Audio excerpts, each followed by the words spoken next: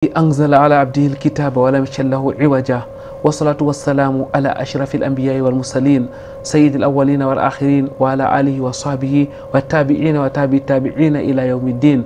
أيها المشاهدون والمشاهدات، أحييكم بتحية الإسلام وهي السلام عليكم ورحمة الله وبركاته. Frères, sœurs, dans la foi, pour mémoriser le Coran al-Karim, il y a des préalables à observer. Quelles sont les prédispositions à prendre pour mémoriser convenablement et correctement le Coran al-Karim? Ce sera l'objet de l'entretien de cette autre émission de Sur le chemin de Ramadan. Très chers téléspectateurs, bienvenue donc sur ce plateau de votre rendez-vous islamique. Rendez-vous islamique du Ramadan, rendez-vous au quotidien, rendez-vous à trois articulations, l'entretien, mais aussi la minute du Ramadan. Et quoi de meilleur que de commencer avec la toute première rubrique, la psalmodie de Saint Al-Qur'an al-Karim. أعوذ بالله من الشيطان الرجيم. بسم الله الرحمن الرحيم. يا أيها الناس كلوا مما في الأرض حلالا طيبا ولا تتبعوا خطوات الشيطان إنه لكم عدو مبين. إنما يأمركم بالسوء والفحشاء وأن تقولوا على الله ما لا تعلمون. وإذا قيل لهم اتبعوا ما أنزل الله قالوا بل نتبع ما ألفينا عليه آباءنا أولو كان آباؤهم لا يعقلون شيئا ولا يهتدون. ومثل الذين كفروا كمثل الذي ينعق بما لا يسمع إلا دعاء ونداء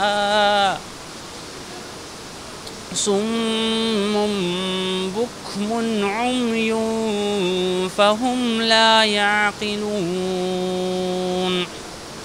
يا أيها الذين آمنوا كلوا من طيبات ما رزقناكم واشكروا. C'est un art. Il convient de prendre un élan pour pouvoir mémoriser le Coran dans la facilité. Cheikh Mohamed Al-Amin est notre invité. Avec lui, nous allons, Inch'Allah, dérouler les prédispositions à prendre pour mémoriser le Coran al-Karim. Cheikh Mohamed Al-Amin, assalamu alaikum wa rahmatullahi wa barakatuh. Wa alaikum salam wa rahmatullahi wa barakatuh. Je rappelle que vous êtes spécialiste du tajwid et par la grâce d'Allah exalté soit-il, vous avez mémorisé le Coran al-Karim. Vous avez donc de l'expérience. Avec vous, nous allons donc nous arrêter sur le préalable dans le cadre de cette émission. Que faut-il faire avant d'entamer la mémorisation du Coran? Alhamdulillahi wa kafa wa salatu wa salamu ala ibadihi alladhina istafa wa ba'd. Assalamu alaikum wa rahmatullahi wa barakatuhu. Alors, on l'a dit, la mémorisation du noble Coran, c'est une entreprise qui est noble. La lecture du Coran de manière générale, mais particulièrement sa mémorisation. Le prophète sallallahu alayhi wa sallam disait Al-mu'minu alladhi yaqra'u al-Qur'ana kamathali utruja rihuha tayyib wa tam'uha tayyib. C'est-à-dire que le croyant qui lit le Coran, qui l'a mémorisé aussi, qui le lit, c'est comme il est à l'image d'une pomme dont la saveur, le goût est bon et qui dégage aussi une belle odeur. Vous imaginez un peu, ça complète un peu les mérites du lecteur du noble Coran. Lorsque vous engagez dans la voie de la mémorisation du noble Coran, la dernière fois on l'a dit, il y a le choix de l'enseignant qui est sur lequel vous devez mettre un accent, choisir un bon enseignant du Coran qui a aussi mémorisé le noble Coran, c'est capital. On l'a également dit, il faut bien assimiler les règles de lecture du Coran. C'est-à-dire qu'il faut lire avec le tajwid. Parce que vous êtes en train de graver un enseignement. La mémorisation, c'est ça. Vous êtes en train de fixer. Et s'il vous plaît, lorsque vous fixez le Coran, souvent même avec les erreurs de lecture, les erreurs de mémorisation, pas les erreurs de lecture, c'est difficile de les enlever. Parce que quoi? Vous avez répété cette chose-là plusieurs fois. Vous comprenez? Vous lisez un passage, mais vous lisez avec une faute. Vous ne vous en rendez pas compte. C'est quand vous asseyez devant l'enseignant et que vous lisez et vous dites que vous avez commis telle faute-là. La prochaine fois, quand vous allez revenir, vous serez encore enclin à répéter la même faute. Sauf si vous êtes bien évidemment concentré et avec donc l'appui et l'encadrement de l'enseignant, progressivement vous allez enlever ça. Et donc c'est dire que pour ce qui est de la lecture particulièrement, vous devez être impeccable en matière de lecture du Coran. C'est-à-dire que vous n'allez pas commettre les fautes de tajwid ou bien vous ne maîtrisez pas le tajwid et puis vous voulez déjà vous engager dans l'entreprise de la mémorisation. C'est un préalable fondamental. Est-ce à dire qu'il faut d'abord savoir lire correctement le Coran? Est-ce à dire qu'il faut finir de lire tout le Coran al Karim avant d'entamer la mémorisation? Pas entièrement. On peut, pour savoir bien lire le Coran, on n'a pas forcément besoin de lire l'intégralité du noble Coran. Vous comprenez? Lorsqu'on a acquis l'essentiel de ces règles-là et qu'on a pratiqué, on peut se perfectionner au travers d'un certain nombre de versets, de sourates, et ce sera suffisant. Vous pouvez donc, à ce stade-là, être capable de lire ou de commencer votre mémorisation des sourates du noble Coran. Mais c'est un préalable, vous comprenez. Ce que je voudrais dire, c'est qu'il faudra bien lire avant de vous engager dans l'activité de mémorisation du noble Coran. Autre préalable, vous avez déjà parlé du choix de l'encadreur. Il y a aussi l'apprentissage des règles du tajwid pour savoir lire correctement le Coran. Un autre préalable, peut-être qui est même plus en amont que celui-ci, c'est celui de, comment dire, du renouvellement de votre intention ou bien de la détermination de votre intention, de la sincérité, parce que tout acte religieux que vous posez doit être précédé à la base par une intention, et une intention qui est bonne, n'est-ce pas? Innamal a'malu binniyat. Vous voulez mémoriser le Coran, pourquoi? N'est-ce pas? Il faut que vous sachiez, vous soyez capable de dire pourquoi est-ce que vous voulez mémoriser le Coran. Est-ce que vous voulez mémoriser le Coran parce que bon, vous avez appris que aller à Dubaï et gagner les compétitions là-bas vous permettrait d'être un millionnaire? Ou bien vous voulez mémoriser le Coran parce que vous avez compris les mérites liés à la mémorisation du Coran et que vous voudrez de ceux-là qui feront porter à leurs parents des couronnes Yawm al-Qiyamah, ou bien de ceux-là qui ont compris qu'à travers la mémorisation du noble Coran, ils comprendront mieux leur religion, ils étudieront mieux leur religion, ou bien. Il y a donc autant de raisons, et il y a souvent les motivations. Il ne faudra pas confondre les motivations à l'intention qu'on met dans l'enseignement du Coran. Une petite anecdote là rapidement, on nous a, c'était Cheikh, le français là au niveau du complexe islamique de Chinga, Doucouré qui nous l'avait rapporté cette histoire là d'un monsieur qui désirait une femme. Il y avait une femme qui était excellemment belle et qui était désirée par tout le monde, et puis il est venu et la femme a posé ses exigences. Entre autres, elle a dit qu'elle voudrait quelqu'un qui connaisse la religion et surtout qui mémorise donc le Coran. Le monsieur a dit que bon, il me faut avoir cette femme là, et il est allé mémoriser le Coran, et il a mémorisé le Coran, mais au final il n'a pas épousé cette femme. Et quand la femme a appris qu'il a mémorisé le Coran, elle est revenue vers lui, espérant qu'il va l'épouser. Il lui a dit que non. Au départ, en réalité, j'ai mémorisé ce Coran, c'était avec l'intention de t'épouser. Mais je me suis rendu compte, si je t'épouse, c'est que j'aurais mémorisé ce Coran-là pour toi. Et finalement, je ne vais pas t'épouser, n'est-ce pas? Il a donc revu ou corrigé son intention. Et à partir de ce moment-là, vous voyez, donc quand on s'engage dans la voie de mémorisation, il faudra que cela soit précédé d'une intention, n'est-ce pas, sincère, en vue de la recherche de la face d'Allah, tabaraka wa ta'ala. Ça, c'est capital. Maintenant, il y a qu'il faut préparer son cœur pour recevoir cette révélation. Le Coran, lorsque on nous parle des versets qui descendaient sur le cœur du prophète. وَإِنَّهُ لَتَنْزِيلُ رَبِّ الْعَالَمِينَ نَزَلَ بِهِ الرُّوحُ الْأَمِينُ عَلَى قَلْبِكَ لِتَكُونَ مِنَ الْمُنذِرِينَ. Donc, إِنَّمَا الْمُؤْمِنُونَ الَّذِينَ إِذَا تُلِيَتْ عَلَيْهِمْ آيَاتُ الذِّكْرِ وَإِذَا إِنَّمَا الْمُؤْمِنُونَ الَّذِينَ إِذَا ذُكِرَ اللَّهُ وَجِلَتْ قُلُوبُهُم وَإِذَا تُلِيَتْ عَلَيْهِمْ آيَاتُهُ زَادَتْهُمْ إِيمَانًا. Donc, vous voyez que le Coran, c'est dans le cœur qu'il descend. Et c'est à travers le cœur qu'il agit. Donc ce cœur-là, il faut le préparer. Ça veut dire quoi? Ça veut dire qu'il faudra laver son cœur de tout, comment dire, ces shubuhat et les shahawat là, ces maladies, les maladies liées. Vous faites allusion à quoi pratiquement? À la haine, à la jalousie, à l'envie, à la passion, au shirk, tout ce qui est mauvais qui peut être dans le cœur. Vous purifiez ce cœur-là, vous comprenez un peu. Vous ne pouvez pas être de ceux-là qui aiment encore ces choses-là ou bien qui font ces mauvaises choses-là et espèrent, n'est-ce pas, pouvoir mémoriser le noble Coran. Donc il faut préparer le terrain en réalité, vous comprenez. Et préparer le terrain, c'est cela. Parce qu'il faut que ce terrain-là, ce Coran-là vienne trouver, n'est-ce pas, un espace dans lequel il peut véritablement s'installer et à partir de là pouvoir se déployer dans tout le corps pour produire l'impact qui est attendu de ce Coran-là. Donc pour moi, c'est un préalable qui est également capital. Un autre, c'est d'invoquer Allah de vous faciliter la tâche. Parce qu'on l'a dit, le miracle du Coran, c'est que si les gens arrivent à mémoriser tout ce corpus-là, ce gros livre, ce n'est pas forcément parce qu'ils sont intelligents, hein. Vous comprenez? Ce n'est pas parce qu'ils font beaucoup d'efforts. On peut être intelligent, faire même ces efforts-là et ne pas pouvoir être du nombre des mémorisateurs du noble Coran. Mais c'est parce que quelque part, Allah l'a voulu ainsi pour vous. Ça, c'est la grâce d'Allah qu'il accorde à qui il veut. Et donc tu demandes cette grâce-là à Allah. Allah dit Allah a facilité, n'est-ce pas, la méditation du Coran, sa mémorisation. N'est-ce pas, son étude de manière générale. Et donc vous demandez à Allah qui facilite toutes choses qu'Allah, je m'engage à mémoriser le Coran, facilite-moi la tâche, délie ma langue. Rabbi shrah li sadri wa yassir li amri. N'est-ce pas, wa yassir li amri, facilite mon affaire. N'est-ce pas, pour que je puisse mémoriser ce Coran-là. Effectivement, si Allah accepte votre invocation, vous pourrez vous engager dans la voie de la mémorisation du noble Coran. Mais ce n'est pas fini. Bon, mais je vous vois, vous voulez réagir. Et ce n'est pas simple, hein, apparemment, Cheikh Mohamed Lamine. C'est tout un art. Hein. C'est effectivement un travail considérable qu'il faut faire pour pouvoir se lancer dans la mémorisation du Coran. Il faut d'abord balayer le terrain, il faut débourser, il faut maintenant verser l'eau avant même de commencer à cultiver. Voilà. C'est une aventure noble en réalité.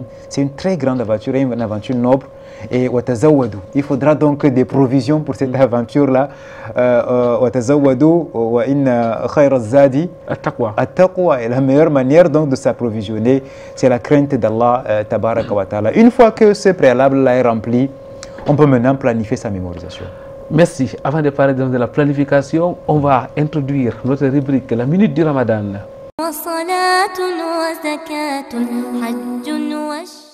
Alhamdulillahi Rabbil Alamin, wa salatu wa salamu ala khayril anbiya'i wal mursalin, Sayyidina Muhammad wa ala alihi wa sahbihi ajma'in. Après quoi, chers frères, chers sœurs en islam, salamu alaykum wa rahmatullahi wa barakatuh. Pour ce numéro de la minute du Ramadan, Inch'Allah, nous allons poursuivre toujours la réflexion en relation avec les invocations pendant le mois de Ramadan. Nous avons évoqué la dernière fois une des invocations recommandées par le prophète sallallahu alayhi wa sallam à réciter lors de la rupture du jeûne, à savoir dhahaba adh-dhama wa abtallat al-uruq wa thabata al-ajru insha'Allah. Et nous savons qu'il a été rapporté de Nafi' selon Ibn Omar qui disait inna li kulli mu'minin da'watan mustajabatan 'inda iftari. C'est-à-dire chaque croyant a une invocation exaucée pendant sa rupture du jeûne. Donc c'est l'occasion de multiplier également les invocations pendant cette période-là. Fi Ramadana ma'ashar ar-ru'a'i sumu wa akthiru min ad-du'a'i. Et nous savons qu'on a la possibilité d'invoquer Allah subhanahu wa ta'ala pour toutes nos doléances, que ce soit pour les doléances d'ici-bas ou de l'au-delà, comme le disait si bien Imam An-Nawawi rahimahullahu ta'ala. Et également Ibn Omar lui-même, il a été rapporté de lui qu'il a invoqué Allah subhanahu wa ta'ala pendant la rupture du jeûne en disant Ya wasi al-maghfirati ighfirli. Oh Allah, toi dont la miséricorde englobe toutes choses, la miséricorde est vaste et immense, accorde-moi ton pardon. Toi dont plutôt le pardon est vaste et immense, accorde-moi ton pardon. Et il a été rapporté également de Abdullah ibn Amr ibn al-As qu'il disait: Allahumma inni as'aluka bi rahmatika allati wasi'at kulla shay an taghfira li. Oh Allah, je te demande par ta miséricorde qui embrasse toutes choses de me pardonner. Allahumma inni as'aluka bi rahmatika allati wasi'at kulla shay an taghfira li. Donc pour conclure, nous disons qu'il est recommandé pendant la rupture du jeûne notamment, parce qu'on est humble pendant cette période-là, on a de l'humilité, on va demander donc à Allah subhanahu wa ta'ala tous nos besoins. Et nous savons que plus on est humble, plus on s'incline envers Allah subhanahu wa ta'ala, nos invocations sont promptes à être exaucées. Donc n'oublions pas de multiplier. Différents points que vous avez évoqués, notamment le choix de l'enseignant, la purification du cœur, l'apprentissage des règles du tajwid. Il faut aussi et surtout la planification de la mémorisation. Qu'est-ce que vous entendez par planifier sa mémorisation, Cheikh Mohamed Al-Amin? Alors, ça veut dire quoi? Ça veut dire qu'on ne s'engage pas dans la mémorisation sans un planning, sans un programme. C'est-à-dire qu'il ne faudrait pas que ce soit la navigation à vue. On sait qu'on veut mémoriser le Coran et puis bon, on s'y met là seulement comme ça. Et une fois, j'ai discuté avec un frère, et s'il vous plaît, quand on parlait du profil du mémorisateur, ce frère-là, c'est quelqu'un qui est dans l'armée camerounaise et qui aujourd'hui, alhamdoulilah, il a déjà terminé la mémoriser le Coran. Alors pendant qu'il était en train de mémoriser, je discutais avec lui et il me disait que je vais terminer bientôt ma mémorisation. À l'époque, il était bien loin du compte. Je lui demande donc, vous mémorisez, vous faites comment? Il me dit que je mémorise une page par semaine. Donc pour lui, ça lui paraissait beaucoup. Et puis il se disait qu'avec une page. Et je lui dis que bon, et vous pensez que vous allez terminer quand? Il me dit que bientôt. Bon, avec une page, je lui dis ok, prends donc un bout de papier, on va calculer et voir quand est-ce que vous allez terminer. Si vous mémorisez une page par semaine, c'est 4 pages par mois. Par mois. C'est 40 pages l'an. Parce que l'an, en planifiant, il faut toujours une marge de 2 mois qu'il faut laisser à côté. Donc, dans les 10 mois, vous aurez 40 pages. 40 pages, c'est 4 hizb. Et là, c'est que vous êtes vraiment assidu, c'est 4 hizb.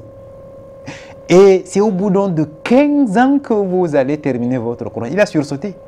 Parce que pour lui, il pensait que dans 2-3 ans, il aura fini avec ce rythme-là. Pourquoi? Parce qu'il ne l'a pas planifié. Mais il se disait que c'était beaucoup pour lui, une page, et puis avec une page là, vous voyez. Mais depuis qu'on a causé, il a revu donc son programme de mémorisation. Et la mémorisation est telle que quand vous y engagez, au départ, vous allez doucement. Prenez même peut-être juste 3 lignes ou 2 lignes que vous mémorisez par jour. Après avoir travaillé 1 mois, vous montez votre objectif à 5 lignes. Après une demi-page. Après.